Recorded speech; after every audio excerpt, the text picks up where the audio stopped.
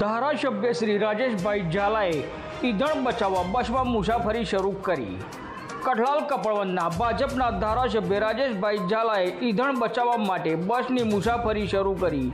હાલમાં ભારતમાં પેટ્રોલ ડીઝલની બચત કરાવવા માટે વડાપ્રધાન માનનીય શ્રી નરેન્દ્રભાઈ મોદી દ્વારા અપીલ કરવામાં આવી રહી છે, ત્યારે મંત્રીઓ, ધારાસભ્ય અને કચેરીઓમાં પેટ્રોલ બચાવવાના અનેક પ્રયત્નો કરવામાં આવી રહ્યા છે।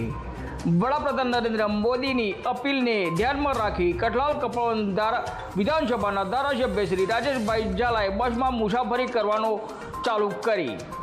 ધારાસભ્ય રાજેશભાઈ ઝાલા કઠલાલથી કપડવંત જવા માટે બસમાં ટિકિટ લઈને મુસાફરી કરી હતી, તેમજ પેટ્રોલ અને ડીઝલ બચાવવા માટે આવનારા સમયમાં પણ તેઓ પ્રયત્નશીલ રહેશે અને સૌને પેટ્રોલ ડીઝલ બચાવવા માટે અપીલ કરી છે।